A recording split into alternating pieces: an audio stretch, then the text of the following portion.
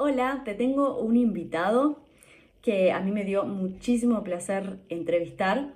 Él es Víctor Millán, es periodista, redactor digital y consultor de contenido freelance.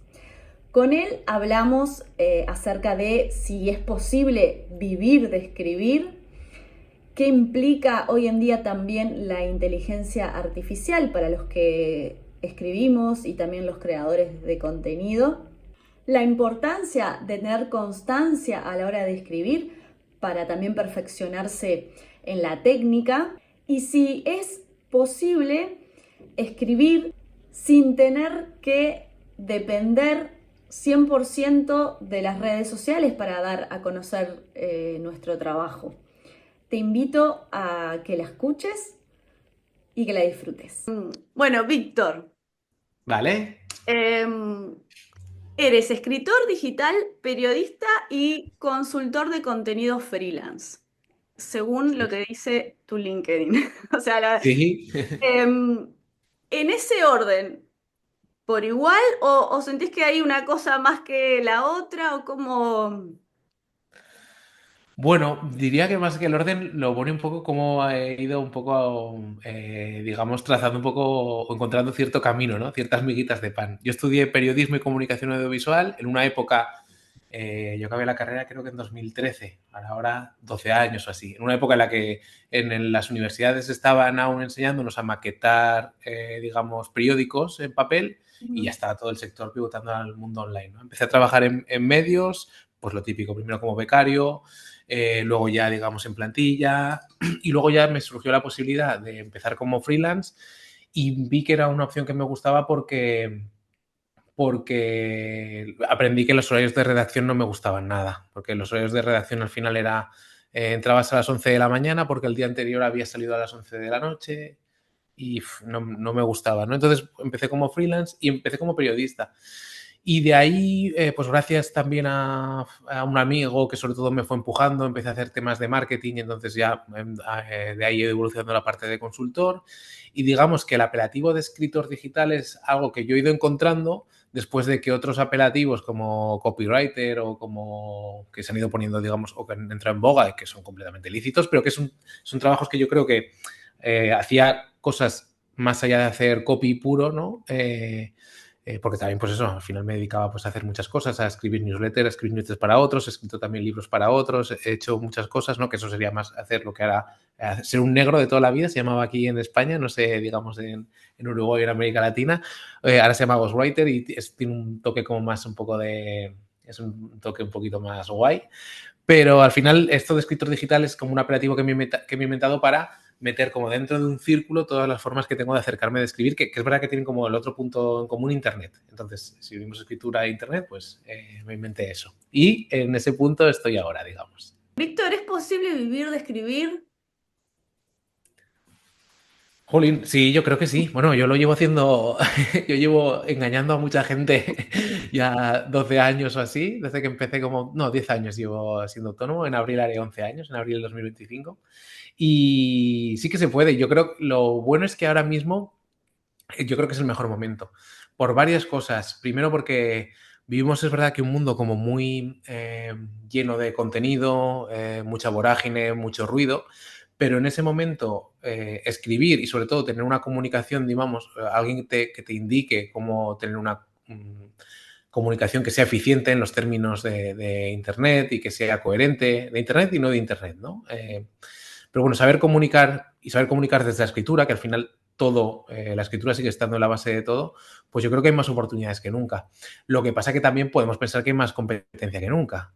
Y también podemos pensar que hay más contenidos, contenidos más vacíos que nunca y más con todo el advenimiento de la inteligencia artificial y este tipo de cosas. Pero a la vez, que haya tanta inteligencia artificial y tanta competencia, creo que pone más fácil diferenciarse, ¿no? O sea, quien se diferencia de verdad, destaca de verdad. Entonces yo creo que, y quien hace un trabajo, digamos, personalizado y donde se ve el pozo, digamos, de cada uno. Entonces yo creo que ahora mismo es la mejor época para vivir de Internet. También, o sea, para vivir, perdón, de escribir. También creo que mucha gente que tiene aspiración a vivir de escribir, y a mí también me ha pasado, y es el sueño que tenemos quizá muchos de pequeño, o digamos, o cuando somos jóvenes, pensamos, pues, Yo, por ejemplo, cuando me apunté a la universidad, es verdad que estudié periodismo y comunicación audiovisual, pero en ese momento yo me imaginaba más escribiendo guiones de películas, ¿no? Me metí más por la parte de comunicación audiovisual. Y hay gente que tiene, digamos, que le gusta escribir y que tiene más el sueño de escribir novela o escribir narrativa y ver, digamos, publicar novelas que se vendan mucho y ese tipo de cosas. Que se vendan mucho y además que no sean el típico thriller, lo cual es como un poco contradictorio, ¿no?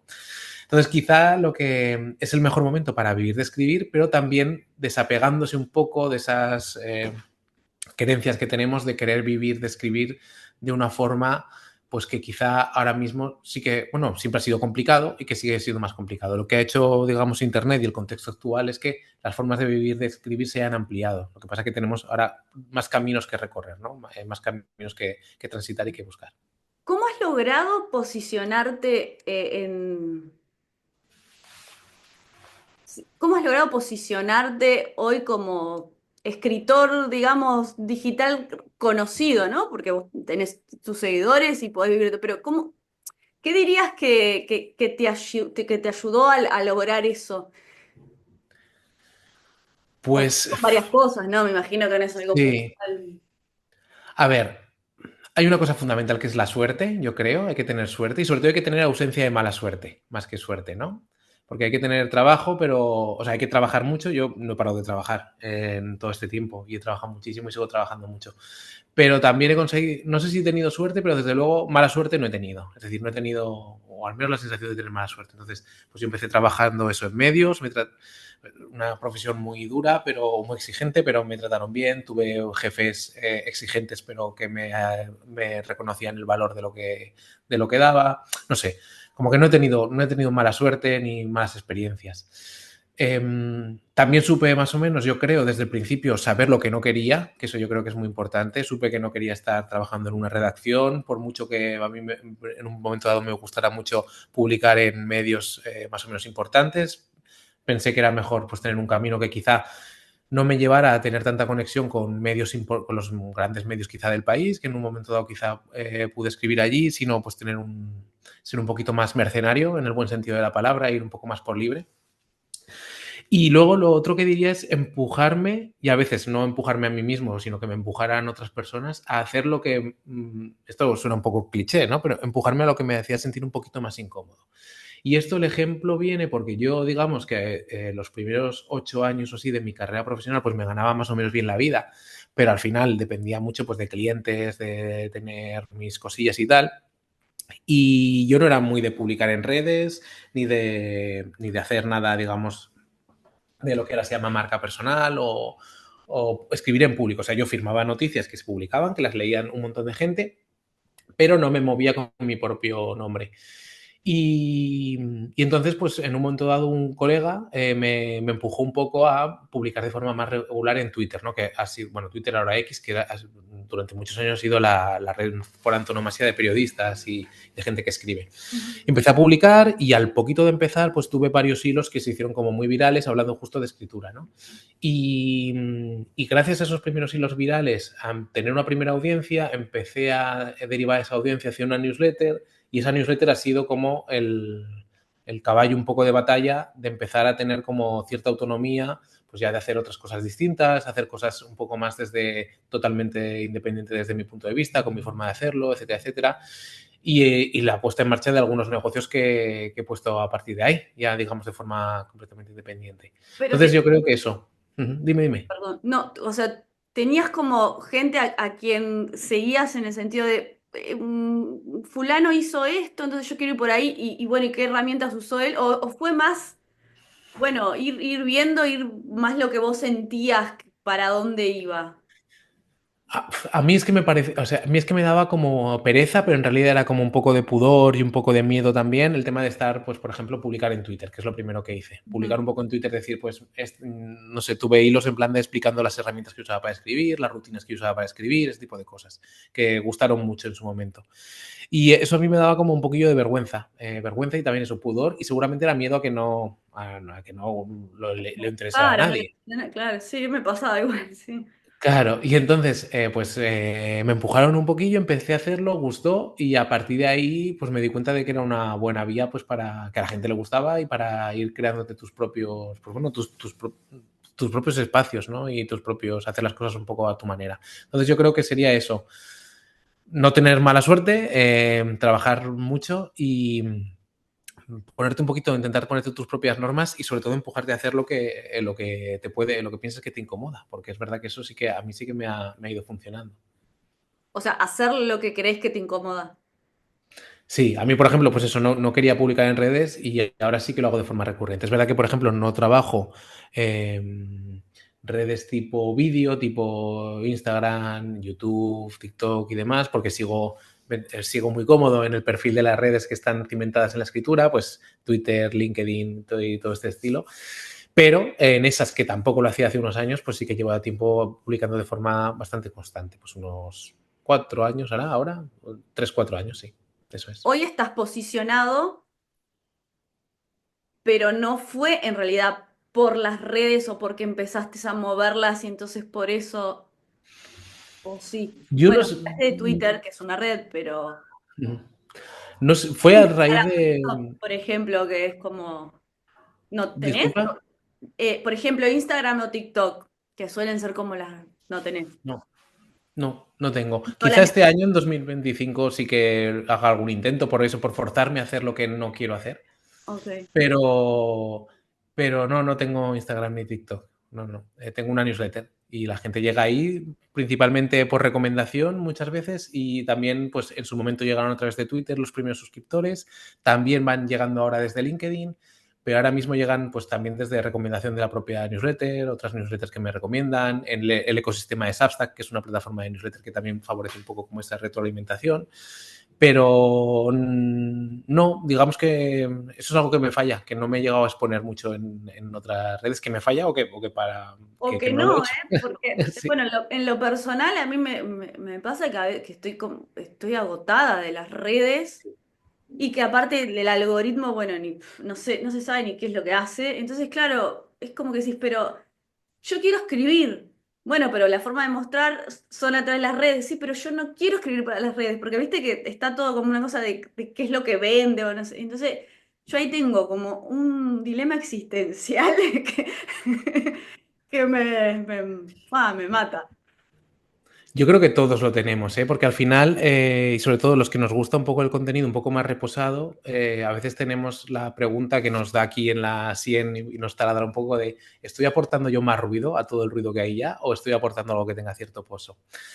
Pero yo creo que al final, para bien o para mal, en el ecosistema que nos ha tocado y en el mundo que nos ha tocado vivir, las redes son una herramienta y tenemos que intentar quizá valernos de ellas, intentar utilizarlas, no trabajar para ellas y sacarlos. Por eso yo hablábamos antes de empezar a grabar el tema de las newsletters y demás. Las newsletters lo que te permiten es sacar, digamos, posible gente que esté interesada de estas redes que están basadas en un algoritmo y que se vayan a un lugar donde pues, tú puedas tener contacto por email, pueda ser una conversación pues, un poquito más reposada, ¿no? Entonces, yo creo que sí que hay que valerse de las redes, pero también creo que como hay un discurso muy generalizado ahora y que se ha hecho muy masivo, también en gran medida todos estamos haciendo lo mismo. Todos los tweets empiezan igual, todos los posts empiezan igual, todos los reels empiezan igual, tienen las mismas estructuras. Entonces, hacer las cosas distintas de nuevo, pues pueden destacar. En cualquier caso, yo hay una palabra que sí que intento tener muy presente, y aun con todo, como todo el mundo, a veces caigo en lo contrario, que es intentar ser coherente. Es decir, yo sé que tengo que esforzarme, que tengo que apretarme un poco y tengo que publicar en redes, tengo que estar ahí porque me interesa para ya no solo ganar suscriptores, clientes, o sea, a raíz un poco también de este tema, de empezar a exponerme un poquito más, empezaron a salirme clientes de forma, simplemente me veían escribiendo, me veían comentando cosas, hablando de temas de profesionales, pues me contactaban para escribir para ellos. Entonces, yo creo que sí que es bueno, sobre todo si eres un profesional independiente, ¿no? Como puede ser nuestro caso, pero bueno, que es bueno no, que es más que es necesario, pero que es importante siempre tener como una especie de pozo de coherencia, decir, esto que estoy haciendo tiene sentido para mí y si no, ir modulándolo, ¿no? Estar, pero aprovechándonos, bueno, siendo que es complicado porque las redes están hechas por gente que es muchísimo más inteligente que nosotros y mucha gente además, entonces intentar aprovecharnos de las redes y de esa exposición, pero intentar que no sea tanto al revés, ¿no? Entrar y salir y estar un poquito, intentar también pues aportar cositas con un poquito de pozo dentro de lo que se pueda. La siguiente pregunta es un poco en esa línea, ¿no? Hoy en el entorno digital está saturado de información. Ujú. ¿Cuál crees que es el mayor reto para mantener la efectividad en el mensaje Buah. sin caer en la tentación de la viralidad, digamos, a toda costa? Uf, es una respuesta, o sea, es una pregunta compleja, ¿eh? Mm, Yo creo que va al final, si tuviera que intentar resumirlo en una palabra, es practicar, es decir, escribir y publicar y hacerlo. Porque al final tú vas encontrando un poco tu tono. Es como, no sé si te ha pasado, seguramente a todos los que escribimos nos pasa. A veces leemos una novela o leemos un autor, sea no ficción o ficción, y si estamos, a veces como que absorbemos un poco el estilo de esa persona, ¿no? Si nos ha gustado mucho o si leemos a alguien en algún sitio y nos gusta cómo lo hace, replicamos un poco ese tipo de estilo y ese tipo de voz y a veces pensamos, parezco un loro, ¿no? Que está aquí cacareando lo que ha hecho el otro, pero en realidad nosotros vamos modulando nuestro estilo en base a las influencias y todo eso es practicar y publicar. Y yo, por ejemplo, he pasado por fases donde pensaba que esa apuesta por intentar destacar entre el ruido, ¿no? Por ser relevante entre el ruido, pasaba por hacer contenidos como muy concisos pero muy potentes, es decir, pues contenidos un poco más picados, con menos tal. Otras veces he pensado y que era escribir contenidos muy reposados, como con textos, con párrafos así muy grandes, que la gente se meta en ellos y se zambulla. Y otras veces paso por combinar los dos. Entonces, al final es practicar e ir jugando un poco y modulándose cada uno. Para mí, el secreto tanto de utilizar las redes para bien dentro de un poco el ecosistema en el que vivimos, como de intentar hacer un mensaje lo más relevante posible es escribir y publicar y ver un poco qué funciona, qué no, con qué nos sentimos cómodos, con qué nos sentimos coherentes.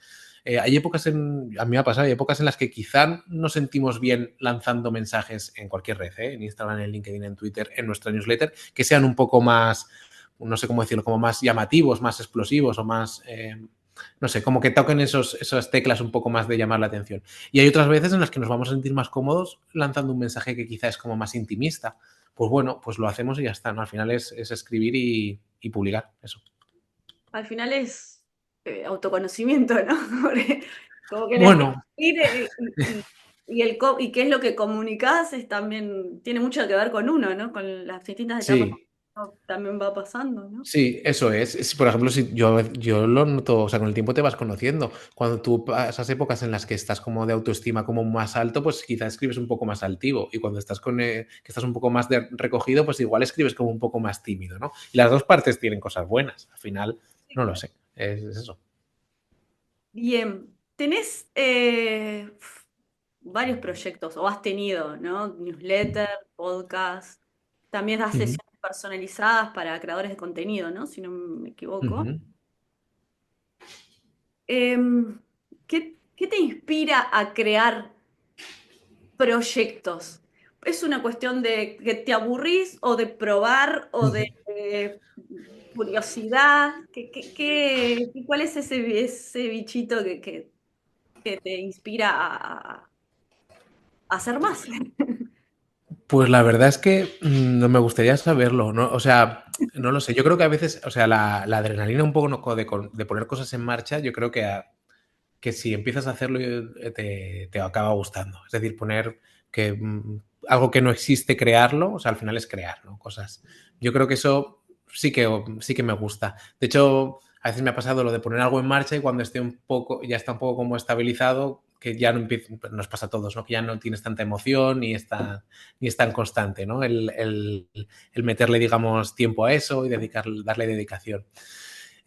No lo sé, yo creo que es un poco por eso, las ganas y la adrenalina de poner cosas en marcha y que me gusta, pues eso, construir cosas. Internet permite construir cosas más o menos rápido y en temas de comunicación, de escritura, pues también te permite dar difusión a cosas que antes la gente las escribía y se las tenía que guardar para ellos porque como mucho las podía enviar por correo postal. Entonces yo creo, o meterlas en una botella y tirarlas al mar. Ahora tenemos otras opciones, ¿no?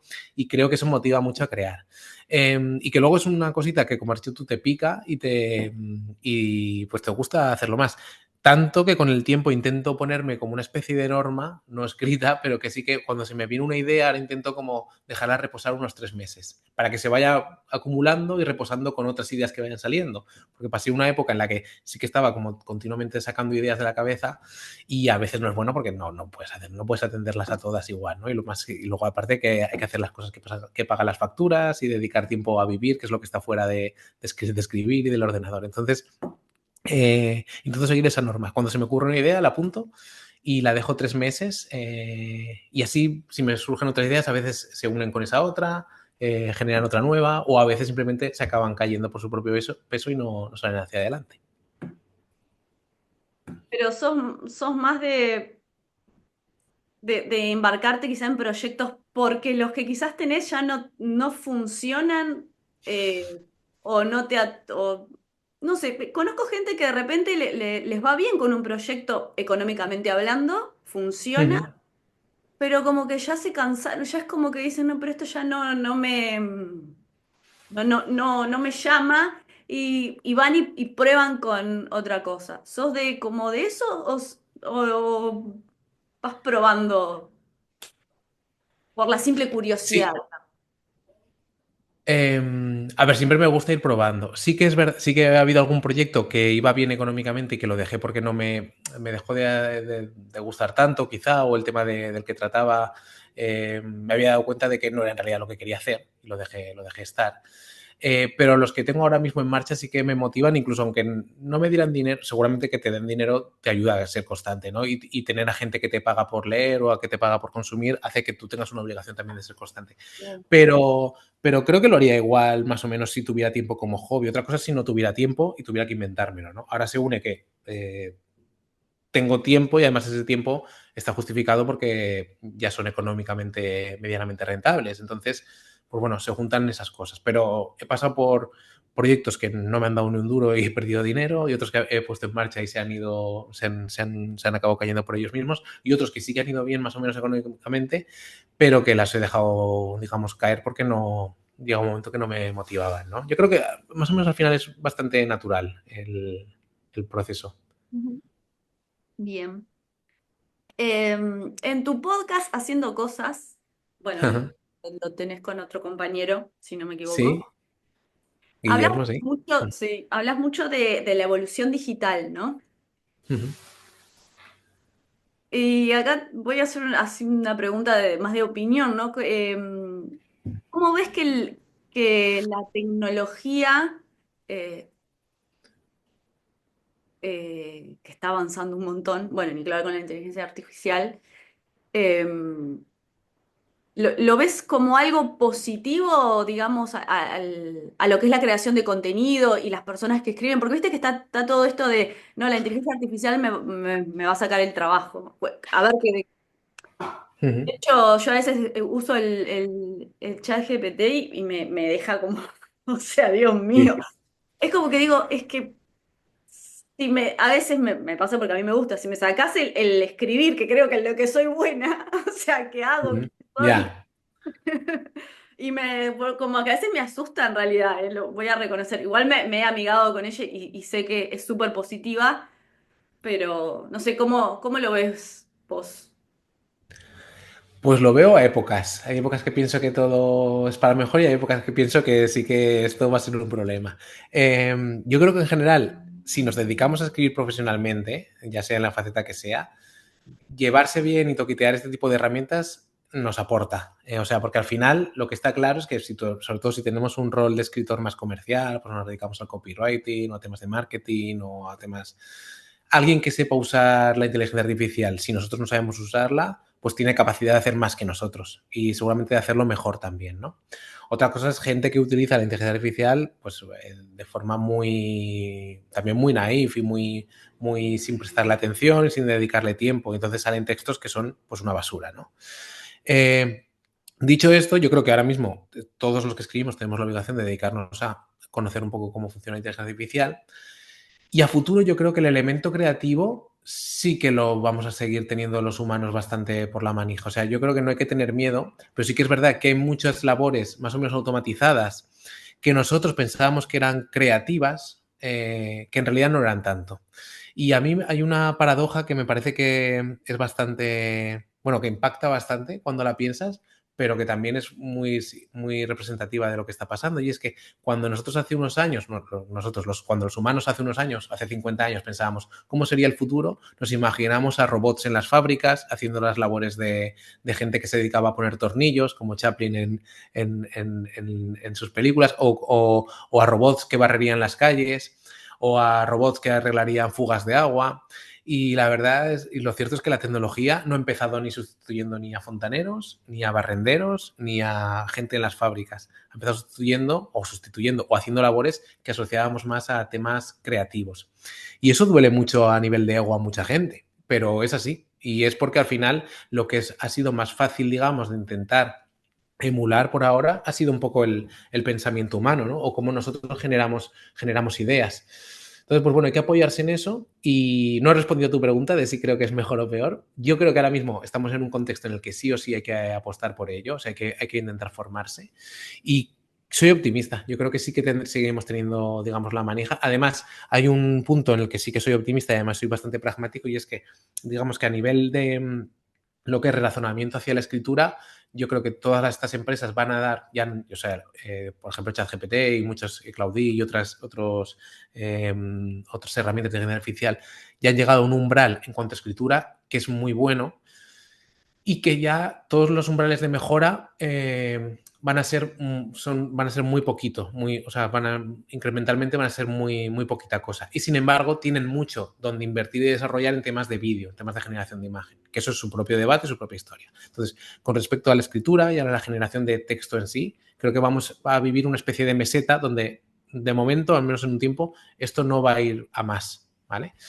Entonces creo que podemos, eso está bien porque hay cierto status quo que nos permitirá formarnos más o menos bien. Luego hay otro debate que es que si estamos generando contenido para alimentar la inteligencia artificial y esa inteligencia artificial no va a ser más que un bucle de contenidos, etc. Pero volvemos a lo que hemos comentado antes. Yo creo que al final la originalidad, que es saber hacer algo creativo pero que a la vez sea útil, va a seguir siendo relevante. Y ahí, pues, cuando des con ideas que no las puedes encontrar ni en ChatGPT, igual que antes no las encontrabas en Google, es cuando marcarás de verdad la diferencia, ¿no? Entonces, al final es exigirte un poco más, trabajar con la inteligencia artificial y intentar, pues eso, progresar, hacer lo mismo, escribir y publicar, al final. Pero ¿no crees que bueno, hablando específicamente en esto, ¿no? Que en lo que nos dedicamos Sí, a escribir, que en este caso ChatGPT te pueda sacar un texto decente, que eso implique que la persona que de repente en vez de contratarte, digo, ¿para qué te voy a contratar si le doy un poco de amor a ChatGPT, digamos, y me saca sí. algo decente? Lo que puede pasar es que, por ejemplo, un copy o un redactor que sepa usar ChatGPT puede hacer el trabajo de tres. Y eso sí que es un tema que afecta directamente al empleo. En agencias, en redacciones, en temas de comunicación, es posible que una persona pueda sacar el trabajo de tres. Y ahí nos lleva a otra pregunta que es, ¿queremos apostar como, digamos, como, pues no sé cómo decirlo, como humanidad o a nivel cada uno por generar 3 veces más contenido o trabajar 3 veces menos? Pues bueno, a lo largo de la historia todo nos ha demostrado que por muchos avances que ha habido, siempre hemos trabajado igual. Llevamos 100 años trabajando 8 horas al día por muchos avances que ha habido. Entonces, pues va a haber un montón más de contenido y yo creo que no se va a apostar tanto por reducir el trabajo, sino porque esos tres mismas personas que estén contratados en un sitio hagan el triple de trabajo gracias a la inteligencia artificial, ¿no? Creo que va a ir un poco por ahí los tiros, pero no lo sé. Lo que sí que está claro es que ahora mismo yo creo que una persona puede hacer más trabajo del que hacía y eso puede afectar al empleo, está claro. Bueno, ni que hablar que igual en las ofertas, estos paréntesis, en las ofertas de trabajo igual te piden que sepas, ¿no? Claro. Como que, sí, que soy un robot, o sea, tengo que saber de todo, ¿viste? Que sos periodista, pero también sos comunicadora y también sabes de audiovisual y de publicidad. Sí. Y bueno, es como... Lo bueno es que ahora te puedes postular a esas ofertas y lo que no sepas hacer se lo preguntas a ChatGPT. Exacto, es que sí. Pero es que si ahora te piden, obviamente, saber inglés, ya ni siquiera es un plus, obviamente, No, pero la realidad es que mal o bien, e incluso el chat GPT te puede traducir algo que de repente claro, no entiende y vos decís que... sí. Hay un tema, o sea, yo creo que el colectivo que más del todo el mundo que se dedica un poco al tema de las letras, al que más ha afectado es a los traductores, con diferencia.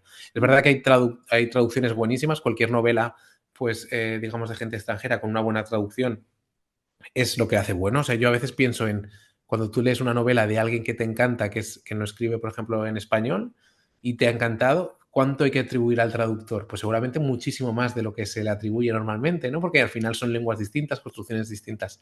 Y Pasión esa también. gente seguramente seguirá teniendo trabajo, pero el trabajo de un traductor, digamos, básico, uf, eso sí que ha mermado un montón. Y bueno, pues es lo que hay. Es la situación. Por otra parte, tú comentas lo del inglés. Ahora mismo yo creo que dentro de muy poquito vamos a poder postularnos a cualquier puesto de cualquier lado sin saber otros idiomas, porque al final habrá traducciones automáticas, habrá muchas facilidades en ese sentido. Sí, es que ya está pasando de tener videoconferencia que al momento estés escuchando en tu idioma y lo mismo, hablando en tu idioma, pero que automáticamente le esté traduciendo a la persona. Es como muy Sí, loco, pero bueno. es loco, sí. Y sobre Eh, todo, es loco pensar que ha pasado en 2 años, ¿eh? Porque en 2022 no había ChatGPT. O sea, fíjate. ¿Eh? Sí, no, no, no, que fue ahora en este boom y que parece que ahora que se abrió como una puerta, ya no es que, bueno, más o menos ahora sé esto de la inteligencia artificial o ChatGPT. No, o sea, en 2 días ya sacan, o sea, algo, es como esa vorágine que también te produce como ansiedad. O sea, a mí me pasa un poco que es como que, no sé, querés abarcar todo o entender o yo qué sé, bueno, a mí me da ansiedad todo eso un poco.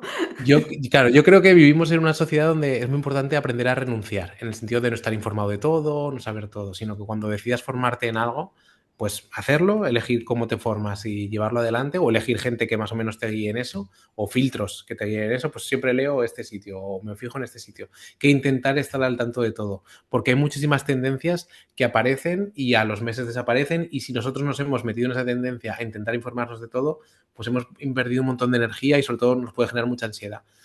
Sí, Yo intento vivir un poco al margen de eso, dentro de que no es fácil, ¿eh? Pero bueno.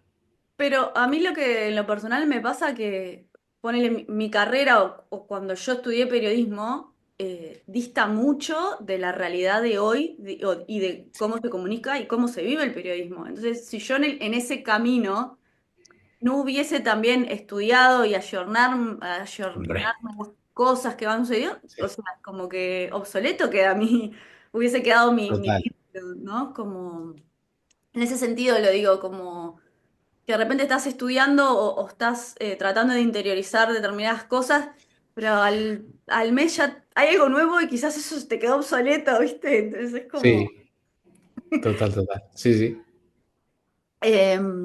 Bueno, vamos a pasar al... Yo me anoté ahí unos, para preguntarte por tips a la hora de escribir Ajá. en esto bueno, en la era digital, ¿no? Hablamos un poquito igual de las redes. em, pero a veces el algoritmo de las redes Ujú.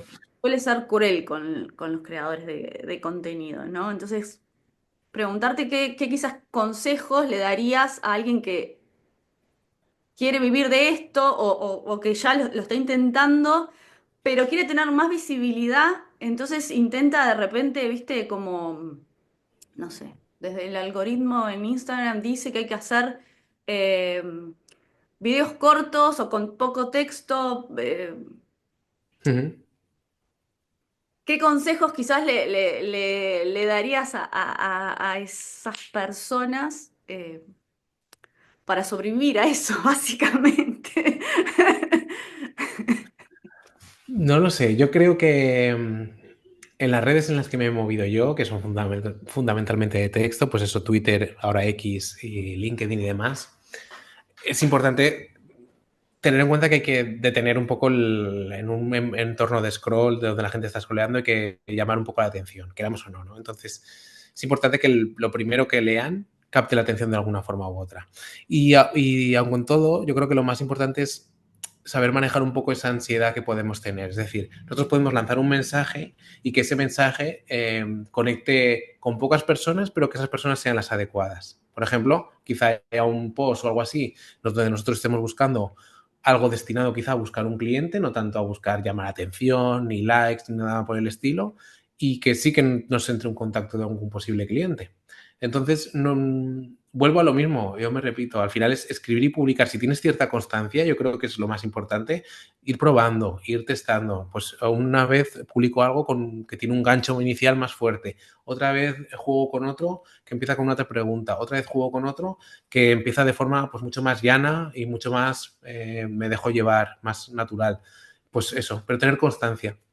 Y quizá ahí el aprendizaje que a veces nos pasa cuando empezamos mucho siendo freelance o dedicándonos a escribir, o si, aunque trabajemos por cuenta ajena, si queremos mover algún proyecto personal, es que no nos tratamos como si fuéramos un cliente propio en cierto sentido. Es decir, pues que decimos, pues cuando tenga tiempo haré esto. Y sí que tener constancia ayuda a que vayas creando como esas rutinas y esa especie de, pues de saber, bueno, de tener práctica de nuevo, ¿no? Y de saber un poco, saber que tienes tus horas para sacar tu trabajo adelante, saber que es un trabajo que igual al principio lo que te dediques para ti, para publicar, para escribir tus newsletters, tus publicaciones en redes o lo que sea, es algo que no va a generar dinero, pero que es una inversión a medio plazo por ganar un poquito más de visibilidad, conseguir algún cliente, tener algún suscriptor, ese tipo, trazar relaciones en definitiva, ¿no? Y entonces, pues yo le diría que sobre todo constancia y que vayan probando, porque además es que lo que diga hoy y quizá dentro de unos meses no tenga validez porque han cambiado algún tipo de métrica y demás. Pero que que no se dejen llevar también por los números, ¿no? Sino por lanzar el mensaje que creen que puede en un momento dado mover a alguien a hacer algo. Bien, en tu experiencia, ¿qué prácticas concretas recomendás para generar una comunidad fiel? Que de hecho la tenés. Pues eso sí que es un poco más. A mí me ha salido un poco no lo sé, por ciencia infusa. Yo creo que simplemente la gente. No lo sé. O sea, ahí no tengo ni idea. Es que si te respondiera me estaría un poco yo. Porque yo me he ido construyendo una comunidad en torno a mi newsletter muy bonita, de la que tú, por ejemplo, formas parte, y que hay gente que pues no sé muy bien cómo ha llegado, a través de la escritura, con perfiles muy distintos y no lo sé, yo creo que han encontrado un lugar donde estaban más o menos a gusto con un hilo comunicador, que era la newsletter, lo que escribía yo, y la gente se ha ido, pues yo diría que dar libertad un poco. Yo, al principio mi newsletter tenía una parte privada de pago, pero no tenía una comunidad. Y la gente, los lectores, me pedían que creara pues eso, como una especie, un grupo donde la gente pudiera interactuar entre ellos. Pues lo creé. Pues yo diría que dar un poquito de libertad y luego, no sé, te diría que cercanía, pero es que en realidad si no hay cercanía no hay ningún tipo de comunidad ni de conexión, así que también es bastante evidente. Yo creo, en lo personal, yo creo que Sí, es también que es genuino, que puede no, ser. no se intenta tanto agradar no sé si la palabra es agradar, pero vender o que sea como una comunicación muy como agresiva o como, no sé, que a Ujú. veces sí lo veo en otros lados, como yo soy esto, comunico esto es lo que sé hacer, a lo que me Sí, dedico. Y nada, y del otro lado, si hay respuesta y eso sirve para ayudar, creo que en lo personal me parece o por lo menos a mí es lo que me llamó. Este, pues muchas gracias porque me parece, o sea, me gusta sí, trazar ojalá, ¿no? Yo, todo el mundo pensara lo mismo de lo que hago, porque desde luego genuino es una palabra hacer algo genuino es muy bonito, o que te digan que haces eso es muy bonito. Dicho esto, yo también creo que saber más o menos vender lo que tú haces, aunque tú no tengas un discurso muy de tiburón o muy de comercial o muy que a veces se ha puesto muy de moda ser como un puntito macarra o un puntito tal, pero saber vender lo que haces también es necesario, porque a veces si no nos perdemos en ser quizá demasiado, bueno, con demasiado, no sé cómo decirlo, de nuevo como un poco naïves, un poco quizá incrédulos, y al final la gente pues tiene que ver qué le aporta también, forma parte pues en mi caso, de una newsletter privada, de una comunidad, o comprar X cosa, o comprar un servicio, un producto, igual que, o sea, hay que saber un poquito venderse, pero es verdad que si lo conseguimos hacer o bien de forma natural o que parezca natural, pues yo creo que mejor, ¿no? Luego, si a ti te gusta venderlo creándote un personaje y haciéndolo como de forma más, un poco más agresiva y tal, pues también perfectamente, o sea, lo puedes hacer como tú quieras. Pero aprender un poquito a vender y a ver un poco, eso es algo que yo he aprendido por el camino y que creo que sí que tiene validez y que al final es divertido y también es honesto, si lo haces, obviamente si lo haces con honestidad. Esto va a la siguiente pregunta. ¿Crees que es posible escribir de manera profesional y, bueno, y construir una carrera, digamos, una comunidad sin poner dinero, digamos, en publicidad? Yo creo que sí. Hombre, yo no he puesto. Este año he invertido, el otro día estuve haciendo cuentas, 23,50 y pico euros en publicidad, en un intercambio que hice en una mención en una newsletter, digamos, corporativa, que era de un gremio que me interesaba. Entonces, yo no he invertido en publicidad. Ha sido un poco, bueno, publicidad pagada, porque sí que he publicado en mis redes sociales, o sea, he hecho contenido orgánico, pero publicidad como tal de invertir, no he hecho nada de eso. Dicho esto, también es una vía muy... Dentro, por ejemplo, del club, de mi club de escritura, hay gente que hace, por ejemplo, talleres de escritura y creativa y no tiene unos perfiles sociales demasiado fuertes, pero sin embargo, invirtiendo un poco de dinero en publicidad, pues consigue traer gente a una landing, capta y luego hace esos talleres y le sale rentable. Entonces, que no hay tampoco un camino que haya que desdeñar. Pero bueno, al responder a tu pregunta, en mi caso, yo sí que ha sido posible. Pero ¿cómo lográs, hablamos antes del saber venderte, ¿no? Uh ¿Cómo -huh. lográs saber venderte sin quizás poner publicidad? O sea, ¿es posible? O cuando hablas de saber venderte, implicaba esto de la publicidad, o no, eran cosas. No, me refiero a saber hacer ver a la gente el valor de lo que tú El estás valor de tu ofreciendo. trabajo. Ah, ok. Ujú. Claro, sí, porque si no, es como, yo por ejemplo, hace poco empecé a trabajar con un cliente y hay un servicio que ofrezco de forma bastante recurrente que es hacer secuencias de email de bienvenida. Por ejemplo, si hay alguien, pues alguien que ofrece un producto, un servicio, tiene su web y llega gente que la capta pues de diversas formas, pues lo que yo intento es que esa web capte el email y el usuario vaya recibiendo 3 o 4 emails, a veces 5, de donde se le presenta un poco el producto y que le soluciona. Pues ahí hay gente que yo, por ejemplo, empecé cobrando esto pues a un precio muy económico, de unos 250 euros por toda la secuencia, y luego pensé, y luego me he ido yo también pues a nivel un poco de cuando vas captando más clientes. Al final es un trabajo que hago yo que puede durarle años, porque es algo que es recurrente. Siempre, la gente siempre va a recorrer el mismo camino de emails. Es algo que le puede durar años y que le puede aportar un montón de, digamos, de gente que pase de ser visitante a ser cliente en un momento dado. Entonces, pues, cobrar más por eso, ¿no? Y saber ver, de saber decirle a la gente, no te voy a escribir 5 emails, te voy a escribir 5 emails que van potencialmente a durarte 5 años y que te va a hacer que alguien que no te conozca te pase a ser un cliente potencial, ¿no? Pues ese tipo de saber tocar esos puntos y como explicarle a la gente más allá de la cantidad de lo que vas a hacer, como si vendieras escritura al peso, pues yo creo que sí que es positivo. ¿Qué errores crees que cometen los creadores de contenido Uh eh, -huh. cuando intentan monetizar su trabajo por primera vez? Si es que crees que cometen errores. Bueno, es un poco también, o sea, que no, sí, tampoco soy yo aquí para juzgar a nadie, pero yo, por ejemplo, hice algo que creo que ahora no haría, que Ujú. es, empecé creando la newsletter privada, digamos, que está, yo tengo un club de escritura que se cimenta sobre una newsletter privada, ¿no? Pues esa newsletter privada tenía un precio muy económico, originalmente tenía un precio muy económico y creo que eso fue un error, pero además también fue un error empezar monetizando, por así decirlo, con algo que es una newsletter que de por sí no puede tener, primero, que puede tener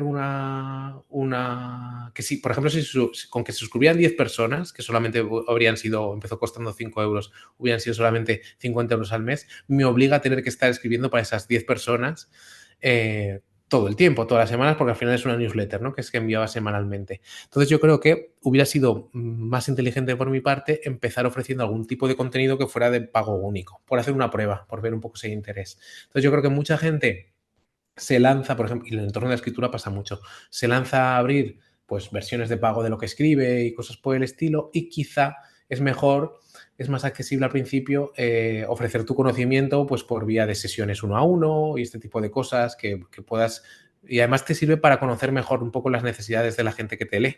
Si tú, por ejemplo, si yo me hubiera puesto a ofrecer un poco asesoría, un poco para creación de contenido para gente que escribe en Internet, pues hubiera podido conocer y trazar una oferta mucho mejor después para lo otro.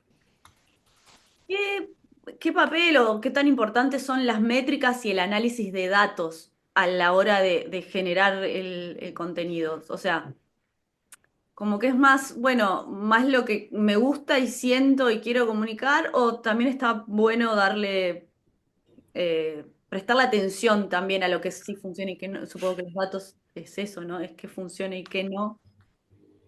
¿Cómo te manejas? Eh, Yo intento hacer una revisión un poco, por ejemplo, de las newsletters que envío, pues una vez al trimestre más o menos exporto lo que he enviado, todo lo que he hecho y me las pongo en un Excel y veo un poco las tasas de apertura según el asunto del email, ¿no? Lo primero que la gente. Y así me sirve un poquito para trazar algún patrón y ver, pues oye, sé que este tipo de contenido no funciona, este funciona, etcétera, etcétera. Dicho esto, eso lo haría después de un tiempo, digamos, escribiendo de forma continua.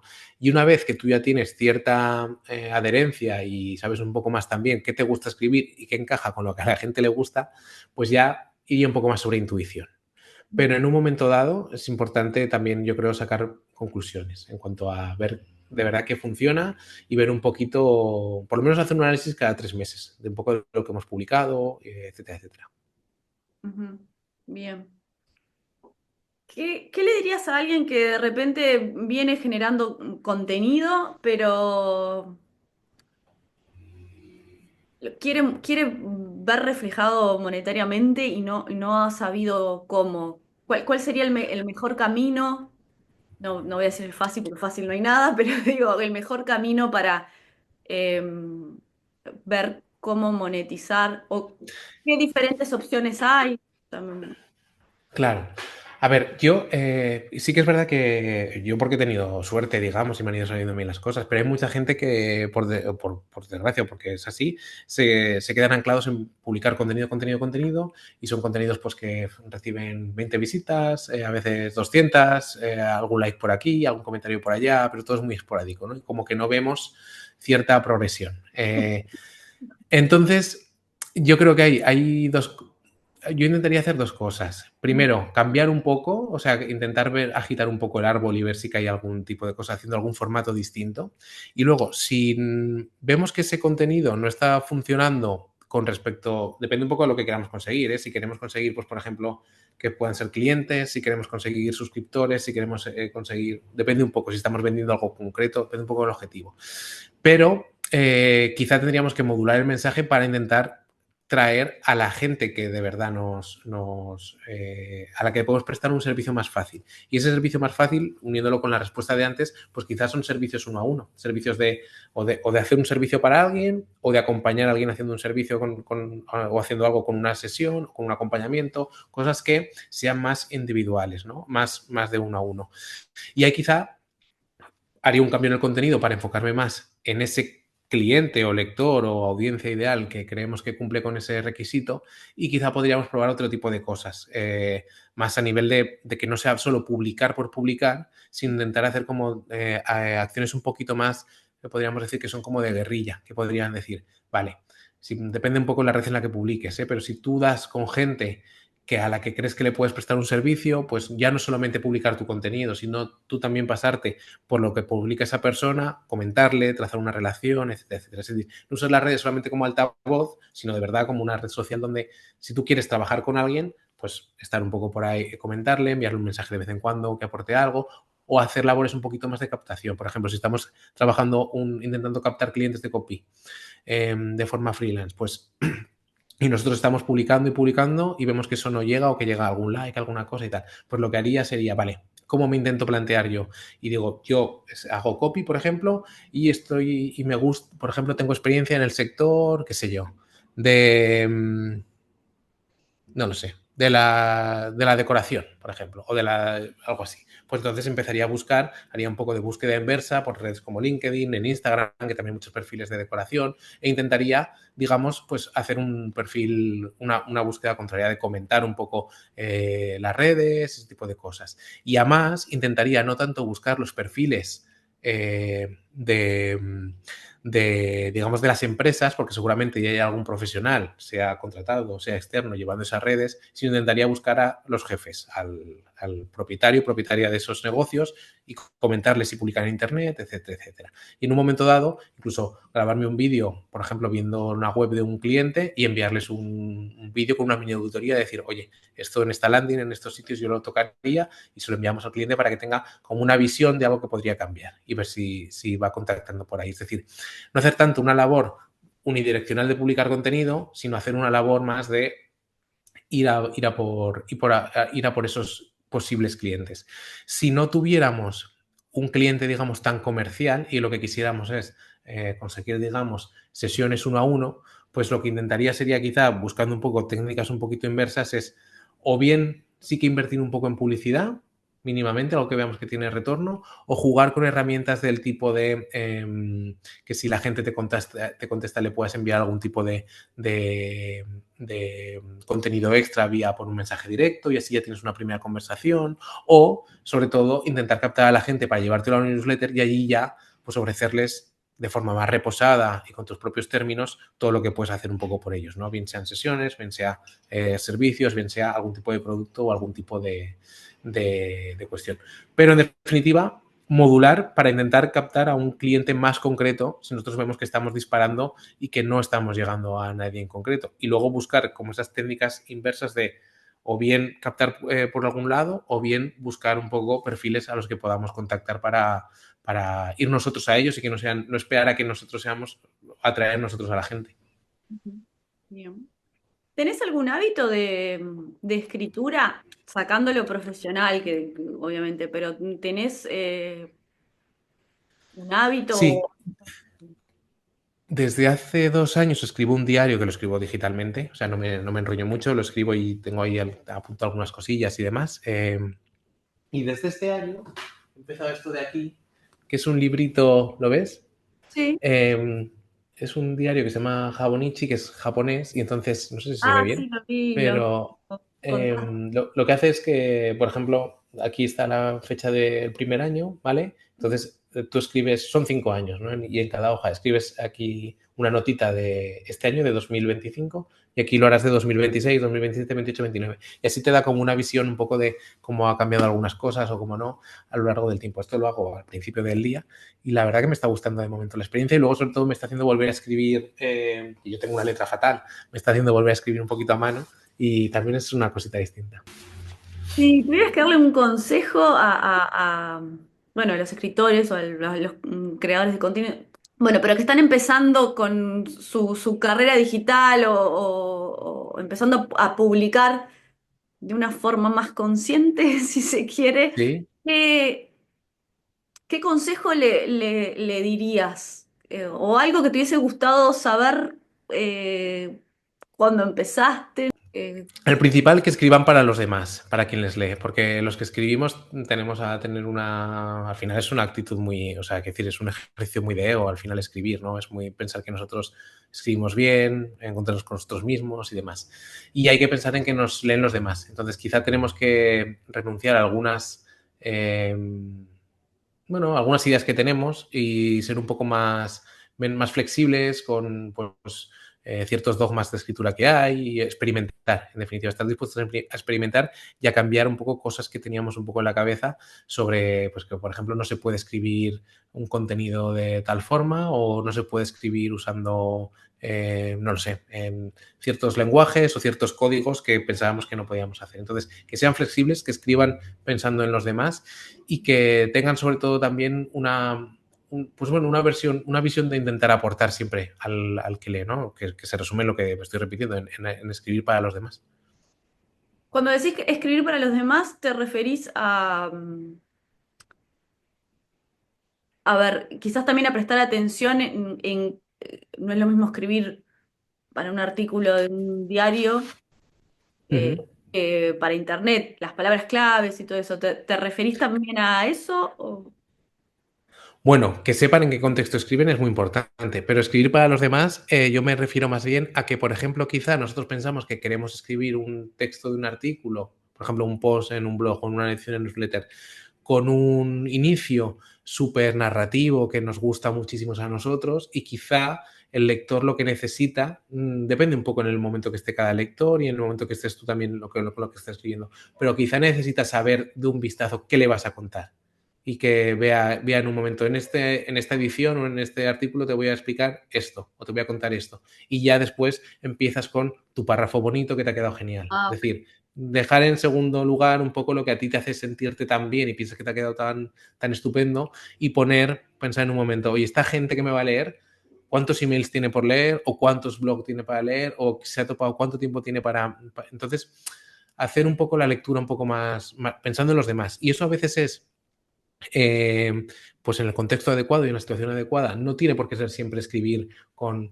usando subtítulos, letras negritas, letras más grandes, párrafos cortos. A veces puede ser profundizar y escribir como si fuera narrativa o escribir con todo lo que queramos, pero en un contexto en el que pensemos que a ese lector le estamos aportando de la manera adecuada, ¿no? Pues eso, puede ser un artículo súper rico, donde saquemos todo lo que tenemos nuestro a nivel un poco de escritura más creativa y más pura, pero si es en el contexto adecuado y si creemos que esa forma de escribir aporta al lector. Porque muchas veces al lector lo que necesita es saber qué le vamos a contar, que se lo contemos rápido y no, o que no rápido, pero sí conciso, que en vez de intentar dárnoslas como de listos, ¿no? O de gustarnos mucho a nosotros mismos. sí, te entiendo. Sí, es como también cuando mandás los newsletters, como que siempre haces como una introducción de voy a hablar de Sí. esto. Sí, sí, entiendo. Ese tipo de cosas, por ejemplo, sí. Sobre todo respetar el tiempo del quien nos lee también a veces, ¿no? En ese contexto. Pero ya digo, eso no tiene que estar reñido con que a veces creamos que tenemos que dar todo de sí en el sentido de hay gente que escribe súper bonito y bueno, todos los que nos dedicamos a escribir tenemos momentos en los que escribimos muy bonitos y eso es lo que quiere el lector, zambullirse en una lectura que le enriquezca de verdad. Pero si nosotros venimos con un discurso un poco más práctico, al final, pues quizá tenemos que, desde el principio, decirle, oye, esto que te voy a contar es práctico. No darle pie a que se zambulla, porque igual mucha gente no quiere zambullirse, sino que quiere saber un poco lo que le vamos a contar. Entonces, simplemente ser empático, posicionarse en lo que puede creer el lector. Y ya está. ¿Crees que la gente, porque siempre se dice ahora con internet, no, la gente no lee, hay que hacer las cosas, hay que escribir corto con la idea puntual y bueno, me pasa mucho, porque trabajo en una agencia de marketing, entonces a mí me Sí. mata eso, a mí me encanta escribir largo y explicar y bueno. Entonces, y siempre está eso de, no, la gente no lee, que hay creo que hay una cuota de verdad, como que la gente Ujú. está como todo ya. Pero ¿crees que de verdad la gente no lee? Yo creo que en términos, si lo hiciéramos en términos cuantitativos, la gente lee ahora más que nunca, porque nosotros estamos todo el día leyendo, ¿no? Al final, ¿no? Sean posts, sean correos, o sea, leemos más que nunca. Otra cosa es que tenemos que jugar con dos. Yo intentaría, yo no me niego a que haya mucho texto, porque sería una tontería decir que yo me niego a que haya texto, no sería tirarme piedras en mi propio tejado, pero tenemos que intentar captar la atención y sí que intentar hacer la lectura, depende del contexto de nuevo, ¿no? Pero intentar hacer la lectura escaneable. Es decir, que alguien que, por ejemplo, quiera pasar por una web leyendo solamente los subtítulos o los Hs o los, digamos, encabezados, pueda quedarse con una idea de qué va el texto y quien quiera profundizar, que profundice. Es decir, dar la doble opción en un momento dado si tenemos dudas, ¿vale? Pero yo no creo que, pues hay contextos donde es mejor tirar por poco texto y hay contextos donde es mejor ahondar en el texto.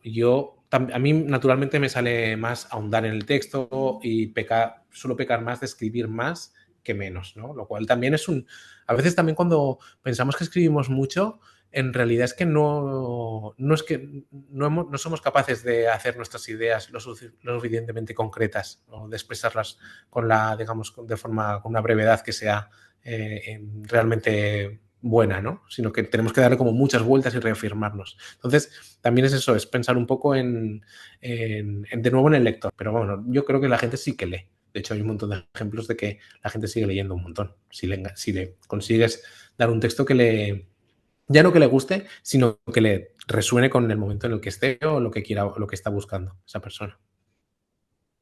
Perfecto. Víctor, muchísimas gracias. Nada, gracias a ti. Ha sido un placer, ¿eh? Me lo he pasado muy bien. Bueno, me alegro.